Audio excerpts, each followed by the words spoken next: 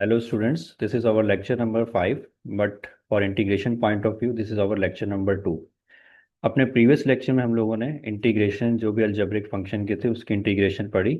और इस टॉपिक में हम लोग देखने वाले हैं कि हमारे पास इंटीग्रेशन एक्सपोनेंशियल और कॉमन एक्सपोनेंशियल की इंटीग्रेशन कैसे की जाती है।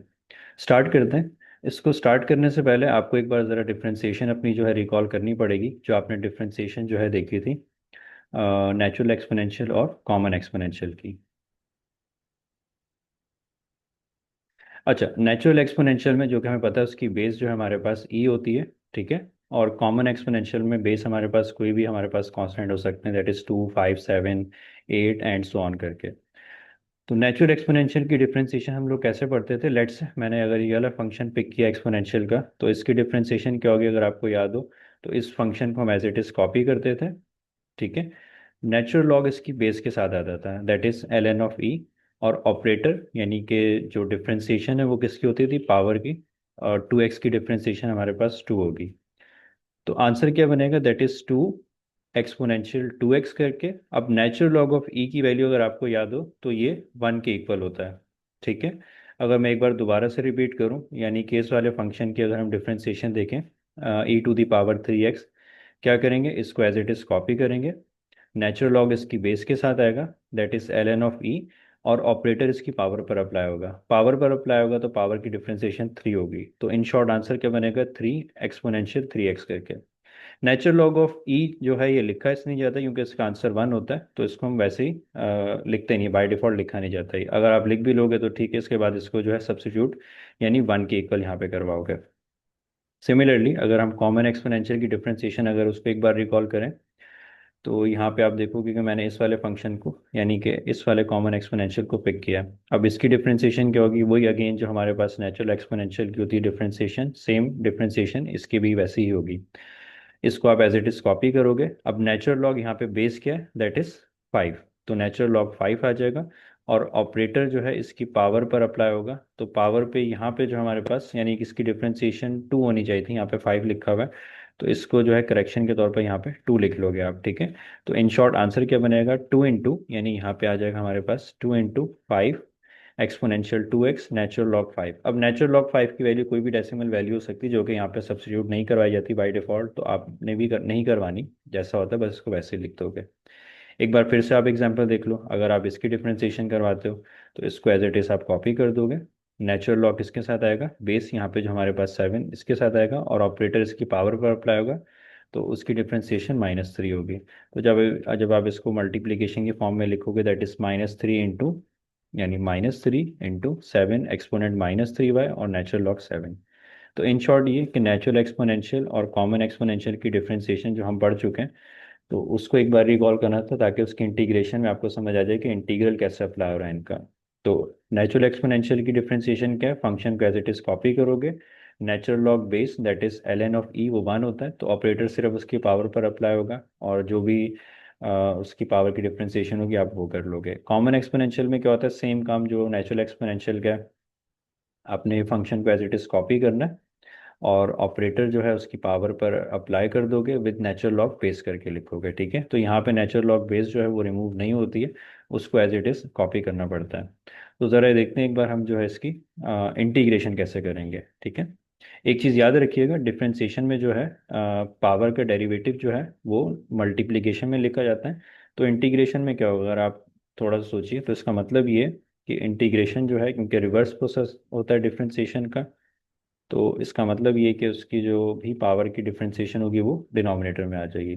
जैसे कि अगर आप यहाँ पे देखो, इंटीग्रेशन नेचुरल एक्सपोनेंशियल और कॉमन एक्सपोनेंशियल के हमारे पास इंटीग्रेशन ऑफ एक्सपोनेंशियल 2x।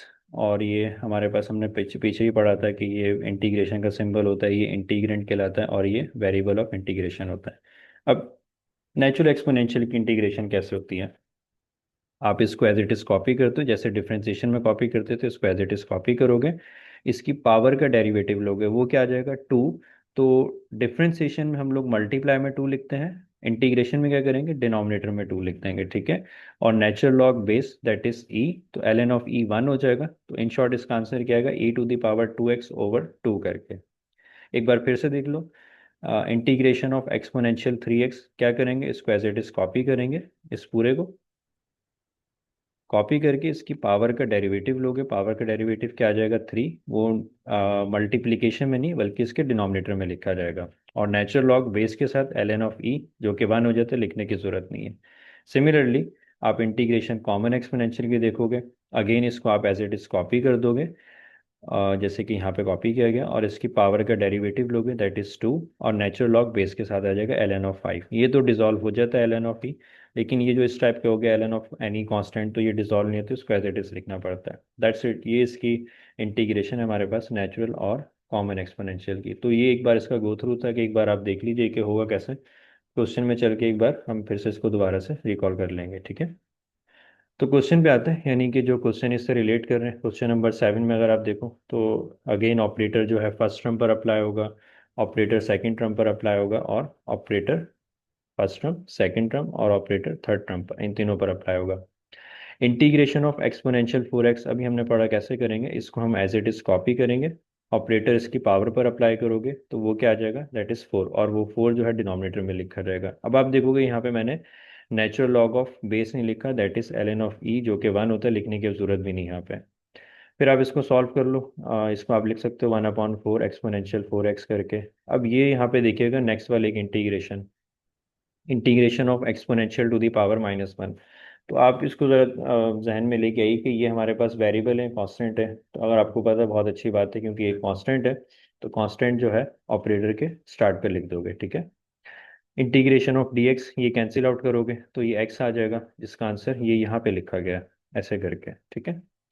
और अगेन इंटीग्रेशन, इंटीग्रल और डेरिवेटिव आपस में कैंसिल आउट होंगे, इसका आंसर x आ जाएगा, वो ये ऐसे इंडिकेट किया गया यहाँ पर। प्लस सी क्या है, कांस्टेंट ऑफ इंटीग्रेशन। एक चीज़ यहाँ पे और देख लीजिए कि e⁻⁻1 है, तो इसको रेसिप्रोकल करोगे 1/e हो जाएगा, दैट्स इट। ये इसकी इंटीग्रेशन है, कुछ इतनी खास इसमें नहीं है इंटीग्रेशन। सिमिलरली क्वेश्चन नंबर 8 को देखोगे, इंटीग्रल जो है फर्स्ट टर्म यानी ऑपरेटर, इंटीग्रेशन का जो सिंबल है वो फर्स्ट टर्म पे भी अप्लाई करोगे और सेकंड टर्म पे भी अप्लाई करोगे। फिर से आप देखोगे इंटीग्रेशन ऑफ एक्सपोनेंशियल 9/2x करके, तो इसको एज इट इज़ हम कॉपी कर दें, जैसे भी ये लिखा हुआ है इसको एज इट इज़ कॉपी कर दोगे। और ऑपरेटर किस पर अप्लाई करोगे, इसकी पावर पर अप्लाई करोगे। इसकी पावर की डिफ्रेंसिएशन क्या होगी हमारे पास, 9/2 x वैसे भी कैंसिल आउट हो जाएगा, उसको आप डिनोमिनेटर में लिख लोगे। ये 1 कहाँ से आया, ये 1 जो कि मैंने यहाँ पे मेंशन नहीं किया हुआ था, क्योंकि वो ln ऑफ ई का 1 होता है। तो चाहो तो लिख लो, नहीं भी लिखोगे तो भी ठीक है, डायरेक्ट भी कर सकते हो। तो ln ऑफ ई का 1 यहाँ पे लिखा गया है, ठीक।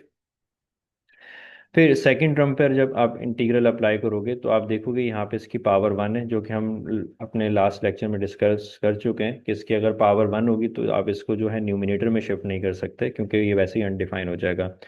फिर क्या करते हैं, जो भी फंक्शन डिनोमिनेटर में होता है उसका डेरिवेटिव देखा जाता है कि क्या उसका डेरिवेटिव न्यूमिनेटर में है या नहीं है हमारे पास, ठीक है। तो x का डेरिवेटिव 1 यानी न्यूमिनेटर में मौजूद है, तो आंसर क्या लिखा जाएगा, नेचुरल लॉग जो भी डिनोमिनेटर में फंक्शन होगा उसको एज इट इज लिख दोगे। Plus C again constant of integration, तो इसको आप सॉल्व करके देखिएगा, तो बस ये इसका आंसर बन जाएगा। यानी कि ये बस यहाँ पे रेसिप्रोकल होगा, 9/2 दैट इज 2/9, और बाकी सब एज इट इज कॉपी होगा। दैट्स इट, ये क्वेश्चन यहाँ पे वाइंड अप होता है। क्वेश्चन नंबर 10 और 11 देख लेते हैं, एक बार देखने से पता चल रहा होगा कि ये आसान क्वेश्चन है। इंटीग्रेशन ऑफ, नेचुरल है या कॉमन है, आप अपने दिमाग में लेके आइए, नेचुरल नहीं, ये कॉमन एक्सपोनेंशियल है। सिमिलरली यहाँ पे भी देखोगे ये हमारे पास कॉमन एक्सपोनेंशियल है, तो उसको हमने क्या पढ़ा था, उसको कैसे सॉल्व करते हैं, इसको एज इट इज कॉपी करेंगे और ऑपरेटर इसकी पावर पर अप्लाई करोगे, जैसे एक्सपोनेंशियल की डिफरेंशिएशन होती है, जैसे एक्सपोनेंशियल को आप सॉल्व करते हो वैसे ही इसको भी सॉल्व करना है। इसकी पावर की डिफरेंशिएशन करोगे दैट इज़ 1, लेकिन यहाँ पर बेस लिखी जाएगी नेचुरल लॉग 5, क्योंकि ये डिजॉल्व नहीं होता तो इसको लिखना ही पड़ता है हमें, तो मल्टीप्लाई करके बस आप इसका आंसर लिख दीजिए, दैट्स इट, खत्म। सिमिलरली इसकी एक और एग्जांपल देखिए, अगेन कॉमन एक्सपोनेंशियल है हमारे पास, इसको हम एज इट इज कॉपी करेंगे, ऑपरेटर इसकी पावर पर अप्लाई करेंगे, तो इसकी डिफरेंशिएशन क्या होगी, दैट इज 7। और ये वाई, यानी जब डिफरेंशिएशन करोगे वाई से वाई कैंसिल आउट हो जाएगा, 1 आ जाएगा, तो ये 1 यहाँ पे उसका इंडिकेट किया गया। Natural log base that is 7, तो इसको एज इट इज लिखिएगा, मल्टीप्लाई करें, बस ये आंसर आ जाएगा। तो ये इसके क्वेश्चंस हैं कॉमन एक्सपोनेंशियल नेचुरल एक्सपोनेंशियल के। आसान होते हैं, लेकिन अगर आप इसको, इसके स्टेप्स भूल जाओगे, क्योंकि डिफरेंशिएशन की तरह ही है, वहाँ पे न्यूमिनेटर में मल्टीप्लिकेशन होती है, यहाँ पे डिनोमिनेटर में हो जाती है, तो बस इतना सा फर्क है। एक और क्वेश्चन देखते हैं, क्वेश्चन नंबर 17 अगेन। इसमें हमारे पास जो है एक्स नेचुरल एक्सपोनेंशियल भी है और कॉमन एक्सपोनेंशियल भी है। ऑपरेटर आप फर्स्ट टर्म पर अप्लाई कर दोगे, ऑपरेटर आप सेकंड टर्म पर अप्लाई कर दोगे, थर्ड टर्म पर अप्लाई कर दोगे, तीनों पर ऑपरेटर अप्लाई कर देना। यहाँ पे देखोगे कांस्टेंट इनटू फंक्शन है, तो कांस्टेंट को पहले ऑपरेटर के स्टार्ट पे लिख दो, ठीक है, जैसे यहाँ पे लिखा गया। यहाँ पे आप देखोगे कि इसकी पावर जो है नेगेटिव है, तो नेगेटिव है, इसको हाँ रेसिप्रोकल करने की ज़रूरत तो नहीं है वैसे भी। और ये हमारे पास कॉमन एक्सपोनेंशियल है। अब सबकी यहाँ पे इंटीग्रेशन अप्लाई कर दो आप। इंटीग्रेशन ऑफ नेचुरल एक्सपोनेंशियल, इसको एज इट इज़ कॉपी करेंगे और ऑपरेटर अप्लाई करेंगे इसकी पावर पर। तो पावर की डिफरेंशिएशन क्या हो जाएगी, 5। और ये जो 1 लिखा हुआ है ये अगेन ln ऑफ ई का 1 लिखा हुआ है, तो आप चाहो तो लिख लो, नहीं भी लिखोगे तो भी कोई फ़र्क नहीं पड़ना। अगेन वही सारी बातें, 5 से 5 कैंसिल आउट हो जाएगा, एक्सपोनेंशियल 5x आ जाएगा। फिर अगेन अलजेब्रिक फंक्शन है, बार बार रिपीट कर चुके हैं कि इसकी बेस का जो है डेरिवेटिव आपने देखना, अगर वो आगे है तो फिर इसकी पावर यानी न्यूमिनेटर में 1 ऐड कर दोगे और डिनोमिनेटर में भी 1 ऐड कर दोगे, तो यानी इसकी बेस का डेरिवेटिव आगे मौजूद है, दैट इज़ 1। तो इसकी न्यूमिनेटर यानी पावर में भी 1 ऐड कर दोगे और डिनोमिनेटर में भी 1 ऐड कर दोगे। सॉल्व करना ही आ जाएगा -2 और ऊपर भी आ जाएगा -2, तो ये माइनस माइनस प्लस 1/2 हो जाएगा। x⁻⁻² -2 है, रेसिप्रोकल करोगे तो +2 आ जाएगी। फिर आप कॉमन एक्सपोनेंशियल की इंटीग्रेशन करोगे, इसको again as it is copy कर दोगे और ऑपरेटर अप्लाई करोगे आप इसकी पावर पर। तो पावर की डिफरेंशिएशन आपके पास 2x की डिफरेंशिएशन 2 आ जाएगी और नेचुरल लॉग बेस करके लिखना है, that is 3। And that's it, खत्म। ये क्वेश्चन यहीं पे वाइंड अप हो जाता है। क्वेश्चन नंबर जो 18 है, क्वेश्चन नंबर 18 के स्टेप्स मैंने जो है यहाँ पे डायरेक्ट किए हैं, क्योंकि ये लास्ट क्वेश्चन ही एक्सपोनेंशियल का जिसमें आप एक बार फिर से गो थ्रू कर रहे चीज़ों का, तो एक अच्छा है कि एक क्वेश्चन आप डायरेक्ट ज़रा देखोगे कैसे किया जाता है, ताकि आपको क्लियर हो जाए कि जी इतने सारे जो स्टेप्स हम लोग ऊपर दिखा रहे होते हैं करने के लिए क्वेश्चन में, ये ज़रूरी नहीं होते, मतलब इतने नेसेसरी नहीं कि आप सारे स्टेप्स करके दिखाएं। एग्जाम में जो है आप इसको डायरेक्ट भी कर सकते हो। क्वेश्चन पे आते हैं।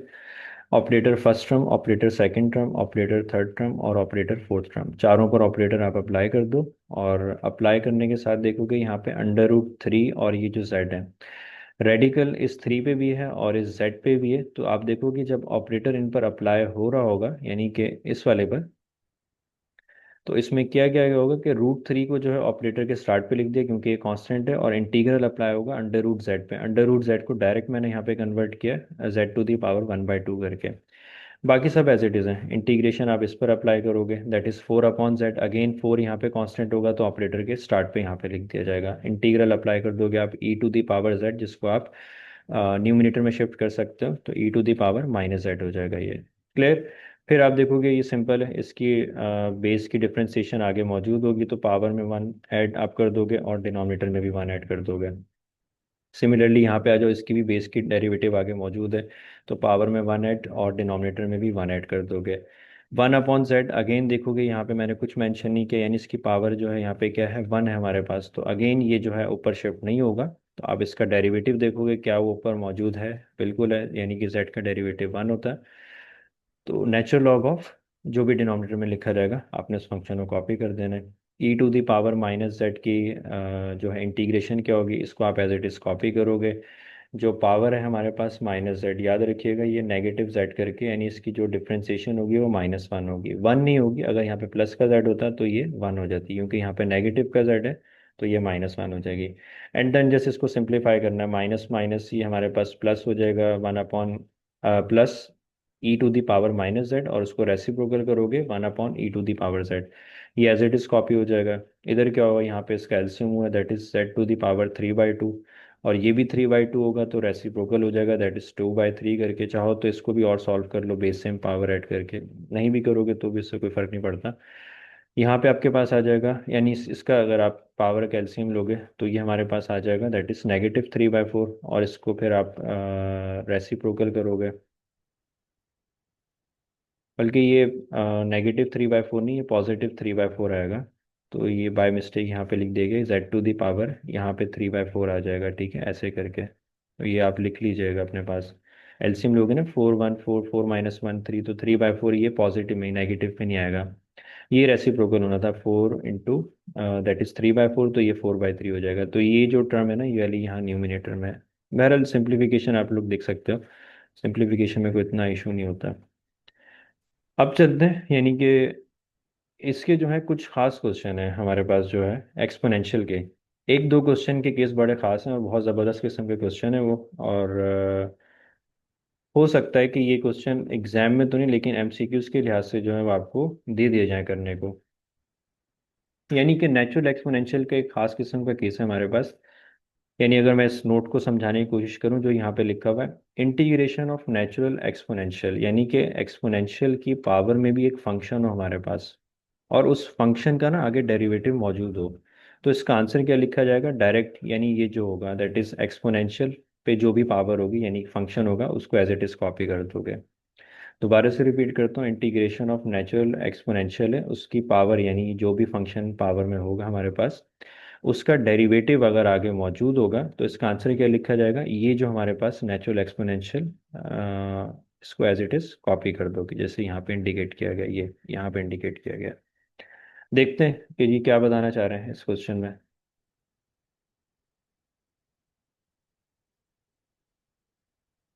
यानी अगर आप इस क्वेश्चन को देखो, यानी इस वाले पार्ट को, तो इस वाले पार्ट को देखोगे, इंटीग्रेशन है नेचुरल एक्सपोनेंशियल और इसकी पावर में क्या फंक्शन है that is tangent inverse Z. और विद रिस्पेक्ट टू ये जेड हो रही है, यहाँ पे वेरिएबल जेड है हमारे पास। तो क्या इस क्वेश्चन को हम ऐसे लिख सकते हैं that is E to the power tangent inverse Z, और ये जो डिनोमिनेटर है इसको ये सेपरेट करके मैंने 1/1 + z² लिखा है। अब आप देखो इसकी पावर का, यानी कि इसकी जो पावर है अकॉर्डिंग टू रूल इसकी पावर का डेरिवेटिव के आगे मौजूद है कि नहीं है। तो आप देखोगे कि अगर टेंजेंट इनवर्स की डिफरेंशिएशन आपको याद है दैट इज 1/1 प्लस जो भी उसका आगे वेरिएबल होता है उसका स्क्वायर होता है, तो 1/1 प्लस वेरिएबल स्क्वायर यानी आगे मौजूद है। तो यही जो है इसका पूरा आंसर लिखा जाएगा that is E to the power tangent inverse Z. तो ये हमारे पास जो एक्सपोनेंशियल के स्पेशल किस्म के केसेस हैं जिसमें इसके आंसर्स ऐसे लिखे जाते हैं, इसको ऐसे सॉल्व किया जाता है। अब आप देखोगे कि अगर आप इसकी जो है दोबारा से डिफ्रेंशिएशन करवाओ तो यही हमारे पास आ जाएगा। अगेन मैं उम्मीद यही कर रहा हूँ कि आप इसकी डिफ्रेंशिएशन खुद से करवा सकते हो। इसको आप एज इट इज कॉपी करोगे और पावर का डेरिवेटिव लोगे दैट इज 1/1 + z², तो ये क्वेश्चन आ जाएगा। ठीक है, एक और एग्जांपल देखते हैं। मैंने बुक से यहाँ से एक एग्जांपल और मेंशन किए ताकि एक बार इसकी फिर से प्रैक्टिस हो जाए। एग्जांपल का अगर आप पार्ट देखो ये वाला, इंटीग्रेशन ऑफ नेचुरल एक्सपोनेंशियल और इसकी पावर के that is sine inverse x. तो अगर मैं इसको ऐसे ब्रेक करके लिखूं that is 1/√1 minus variable square करके। तो अब आप देखोगे कि हमारे पास जो है साइन इनवर्स है, अगर मैं इसका डेरिवेटिव लेता हूं तो क्या वो इसका डेरिवेटिव यही होता है। अब जिन बच्चों को इसकी डिफरेंशिएशन याद है साइन इनवर्स की तो उनको पता होगा कि साइन इनवर्स की differentiation that is 1/√1 minus x square, यानी इसका जो है आगे डेरिवेटिव मौजूद है। तो हमने क्या पढ़ा कि यही इसका फिर आंसर लिख दिया जाएगा एक्सपोनेंशियल विद फंक्शन करके। That's it. प्लस सी नहीं भूलिएगा भाई, प्लस सी जो है इंडेफिनिट इंटीग्रल में कांस्टेंट ऑफ इंटीग्रेशन के तौर पर लाजमी यूज़ करोगे आप।